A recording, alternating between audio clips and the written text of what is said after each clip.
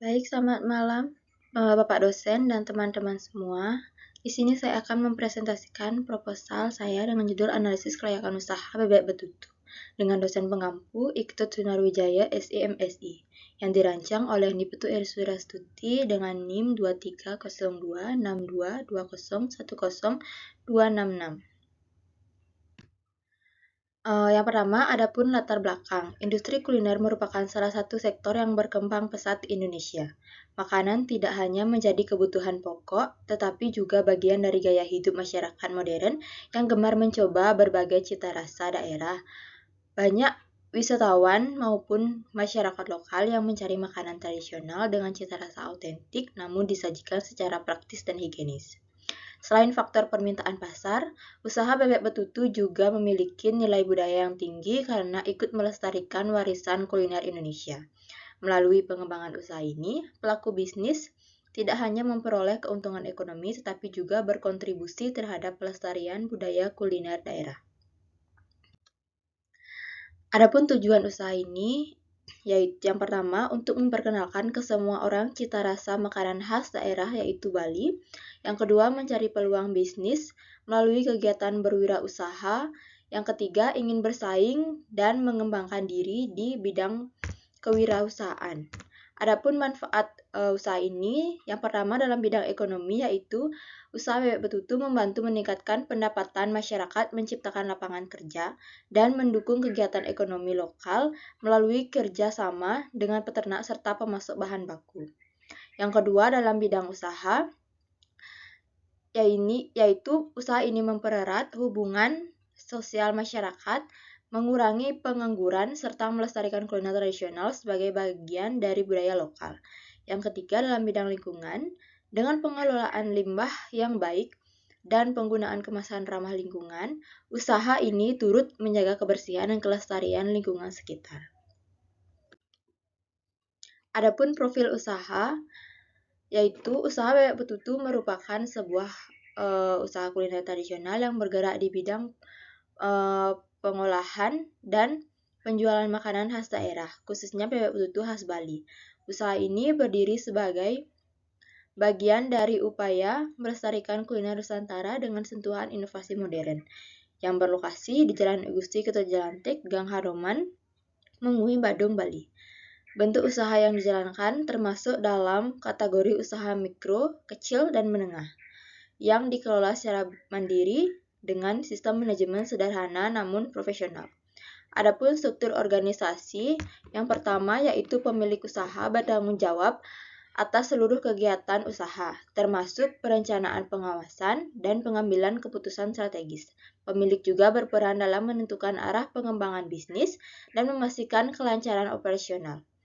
Selanjutnya ada manajer operasional, yaitu mengelola kegiatan harian usaha, mengkoordinasikan setiap bagian seperti produksi, pemasaran, dan keuangan, serta memastikan bahwa semua pekerjaan berjalan sesuai target dan standar kualitas yang telah disajikan. Selanjutnya, ada bagian produksi yang bertanggung jawab terhadap proses pengelolaan bebek betutu, mulai dari persiapan bahan baku, bumbu, hingga penyajian dan pengemasan produk. Selanjutnya ada bagian pemasaran, yaitu mengatur strategi promosi dan penjualan, termasuk pemasaran online melalui media sosial dan platform pesan antar makanan. Staf pemasaran juga bertugas menjaga hubungan baik dengan pelanggan.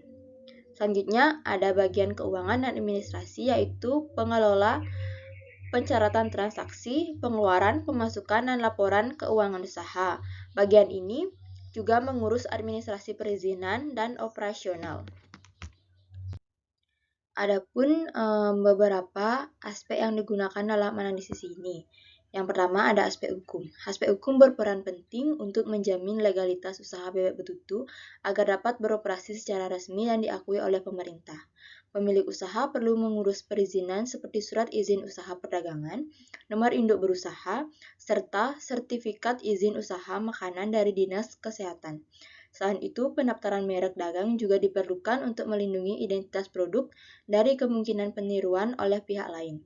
Kepatuhan terhadap regulasi yang berlaku akan meningkatkan kepercayaan konsumen dan mitra usaha. Yang kedua ada aspek pemasaran.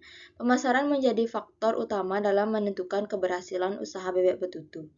Strategi pemasaran dilakukan dengan menentukan segmen pasar, yaitu masyarakat pecinta kuliner tradisional, pekerja kantoran, mahasiswa, dan wisatawan. Produk yang ditawarkan adalah bebek betutu dengan cita rasa khas Bali, dikemas menarik dan higienis. Harga disesuaikan dengan daya beli konsumen agar tetap kompetitif. Promosi dilakukan melalui media sosial serta kerjasama dengan platform pesan antar makanan.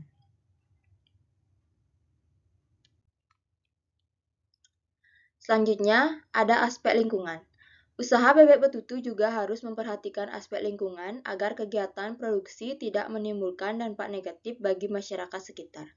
Pengelolaan limbah seperti sisa bahan makanan dan air bekas cucian harus dilakukan dengan baik agar tidak mencemari lingkungan.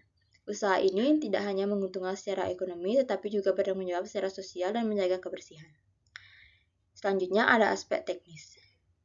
Aspek teknis berkaitan dengan cara usaha bebek betutu dijalankan agar proses produksi berjalan efisien dan menghasilkan produk berkualitas. Lokasi usaha yang strategis dan mudah dijangkau oleh konsumen serta dekat dengan sumber bahan baku. Adapun peralatan yang digunakan antara lain seperti kompor, tabung gas, baskom, wajan, panci, dan spatula. Selanjutnya, ada aspek keuangan. Yang pertama, untuk menjalankan usaha ini, saya menggunakan modal sendiri yang terdiri dari dua komponen utama, yaitu modal peralatan dengan total 460.000 dan modal bahan baku sebesar 626.000. Dari dua komponen tersebut dapat dihitung bahwa total modal awal yang dibutuhkan untuk memulai usaha ini adalah 460.000 ditambah 626.000 dengan total 1.086.000. Jadi, dengan modal awal sebesar 1.086.000, usaha bebek betutu ini sudah dapat dijalankan. Selanjutnya, saya menghitung biaya penyusutan dan harga jual produk. Peralatan diperkirakan memiliki umur pakai selama 1 tahun atau sekitar 365 hari. Sehingga biaya penyusutan per hari adalah 460.000 dibagi 365 hari. Sama dengan 1.260 rupiah per harinya. Kemudian total biaya produksi per hari terdiri dari biaya bahan baku sebesar 626.000 ditambah dengan penyusutan alat sebesar 1.260 rupiah sehingga total menjadi 627.260 rupiah per harinya. Karena dalam satu kali produksi digunakan 10 ekor bebek, maka biaya produksi per ekor adalah 627.260 rupiah dibagi 10 ekor sama dengan 62.726 per ekornya. Setelah diketahui biaya produksi per ekor, saya menambahkan margin keuntungan sebesar 40% untuk menentukan harga jual. Dengan rumus, biaya per ekor dikali 1 ditambah 40%.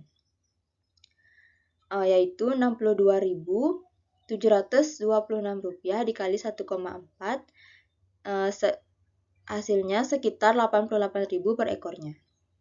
Dengan demikian, harga jual bebek betutu ditetapkan sebesar 88.000 per ekor yang sudah mencakup seluruh biaya produksi serta margin laba yang diharapkan. Selanjutnya yaitu aliran kas bersih atau net cash flow. Pada bagian ini, saya akan menjelaskan tentang perhitungan aliran kas bersih dari usaha yang dijalankan. Yang pertama, pendapatan bersih per ekor ditetapkan sebesar 88.000 dengan asumsi penjualan per bulan sebanyak 30 ekor. Maka total pendapatan per bulan adalah 30 dikalikan 88.000 yaitu sebesar 2.640.000. Jika dikalikan selama 1 tahun, pendapatan tahunan menjadi 31.680.000. Selanjutnya, menghitung biaya bahan baku. Biaya bahan baku per ekor ditetapkan sebesar 62.726 rupiah, sehingga biaya produksi per bulan untuk 30 ekor adalah 30 dikali 62.726 rupiah, yaitu sebesar 1.881.780 rupiah. Jika dihitung selama 1 tahun, maka biaya produksi tahunan mencapai Rp22.581.360. Kemudian untuk penyusutan aset digunakan rumus yaitu harga perolehan dikurangi nilai residu dibagi umur ekonomis. Dengan harga perolehan sebesar Rp1.086.000 dikurangi nilai residu Rp54.300 dan dibagi umur ekonomis selama 3 tahun, maka besarnya biaya penyusutan tahunan adalah Rp343.900. Selanjutnya, mengenai proyeksi laba rugi per tahun dari usaha ini. Dari hasil per tahun sebelumnya, diketahui bahwa pendapatan per tahun mencapai Rp31.680.000. Kemudian biaya produksi tunai selama 1 tahun adalah Rp22.581.360 dan ditambahkan dengan biaya penyusutan sebesar Rp343.900. Jika kedua biaya tersebut dijumlahkan, maka total beban usaha mencapai sekitar Rp22.925.260. Dengan demikian diperoleh laba sebelum pajak sebesar Rp8.054.740. Setelah dikurangi pajak sebesar 10%, yaitu sekitar Rp875.474, maka diperoleh laba setelah pajak sebesar Rp7.879.266 per tahunnya.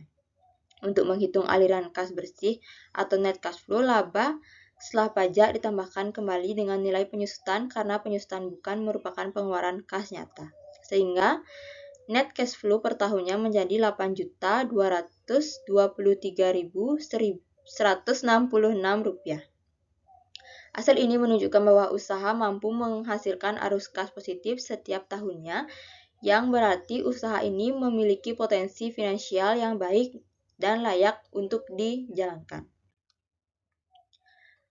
Selanjutnya, adapun hasil analisis kelayakan investasi berdasarkan perhitungan payback period, yaitu waktu yang dibutuhkan untuk mengembalikan modal awal dari hasil keuntungan bersih usaha.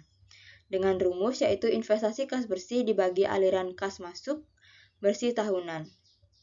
Jumlah investasi awal sebesar Rp1.086.000, sedangkan aliran kas bersih tahunan sebesar Rp8.223.166. Dari hasil perhitungan tersebut diperoleh nilai payback period sebesar 0,132 per tahun.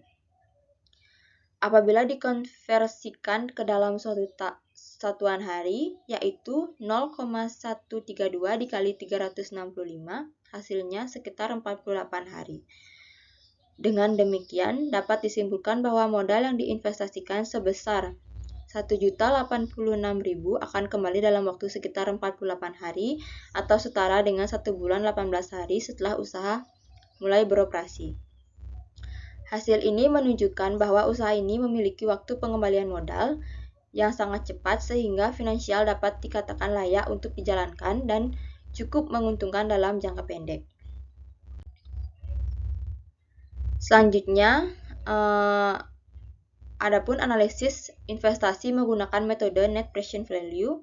Metode ini digunakan untuk menilai kelayakan suatu usaha dengan cara menghitung selisih antara nilai sekarang dari aliran kas masuk dan nilai investasi awal dengan mempertimbangkan tingkat diskonto atau suku bunga tertentu.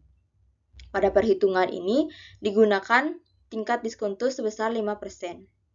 Berdasarkan dari hasil perhitungan diperoleh data sebagai berikut. Pada tahun pertama, aliran kas bersih sebesar Rp8.223.166 dengan faktor diskonto 0,952 menghasilkan nilai sekarang sebesar Rp7.829.648. Pada tahun kedua, aliran kas bersih tetap sebesar Rp8.223.166 dengan faktor diskonto 0,907 sehingga nilai sekarangnya menjadi Rp7.454.898.